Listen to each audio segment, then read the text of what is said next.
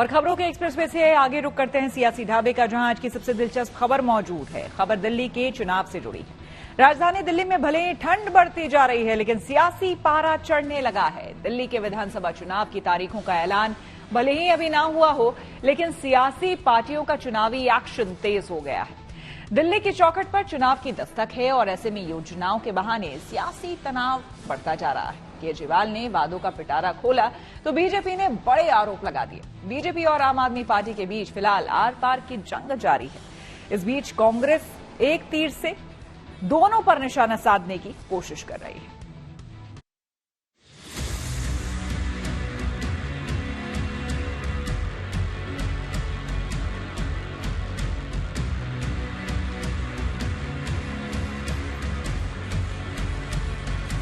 दिल्ली में पारा भले ही गिर रहा हो, लेकिन सियासी तपिश माहौल में गर्मी बढ़ा रही है। केजरीवाल एक के बाद एक ऐलान कर रहे हैं, लेकिन दिल्ली सरकार ही उन घोषणाओं पर सवालिया निशान लगा रही है। पार्टी के मुखिया अरविंद केजरीवाल ने महिला और बुजुर्गों के लिए 2 बड़ी योजनाओं का जोर शोर से ऐलान किया था, लेकिन दिल्ली सरकार ने ही इन योजनाओं पर ब्रेक लगा दिया है। दिल्ली सरकार के 2 विभागों ने अखबारों में इश्तिहार देकर दिल्ली वालों को सावधान रहने की ताकीद की है।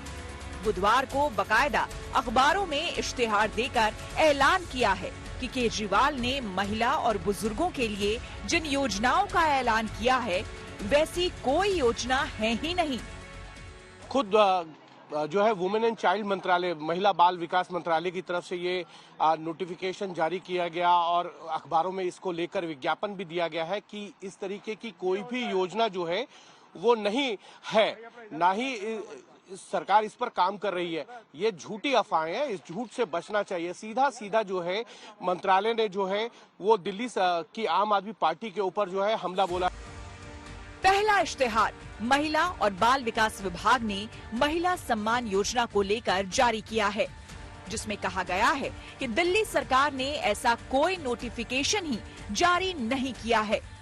ये सरकारी नोटिस भले जनहित में हो, लेकिन इस पर सियासी बखेड़ा खड़ा हो गया है। मामला सामने आने के बाद केजरीवाल ने प्रेस कॉन्फ्रेंस कर दिल्ली के एलजी को इसका जिम्मेदार बताया, तो वहीं सीएम आतिशी ने अखबारों में विज्ञापन देने वाले अफसरों पर एक्शन लेने की बात कही। भारतीय जनता पार्टी ने दिल्ली के लोगों के खिलाफ उनकी जिंदगी दूभर करने के लिए कितनी किस्म के षड्यंत्र रचे हैं।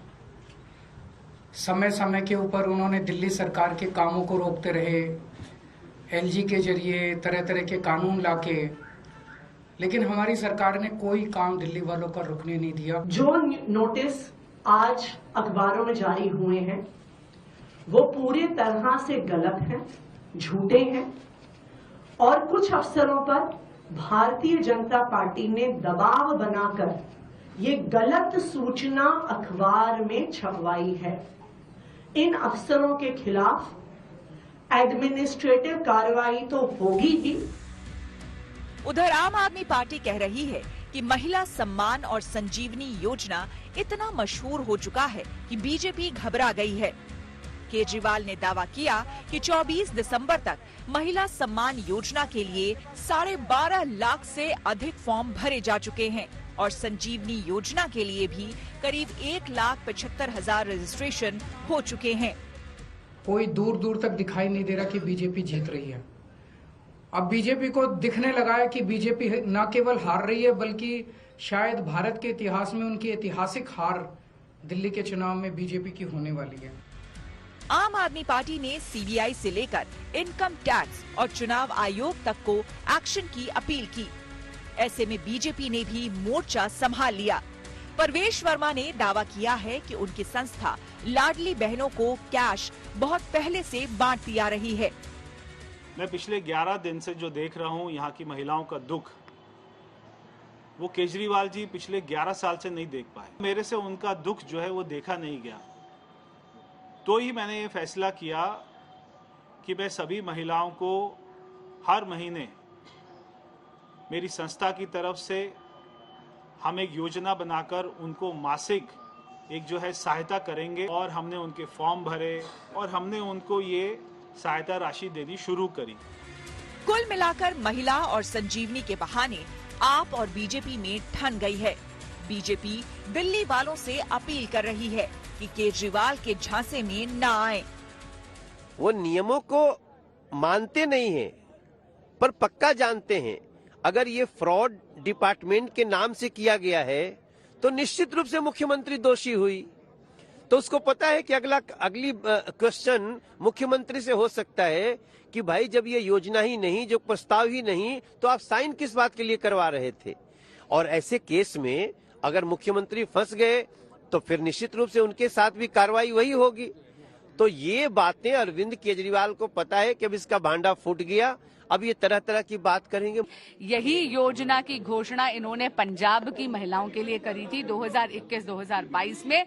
आज तक 1 रुपया नहीं आया है पंजाब की बहनों के खाते में।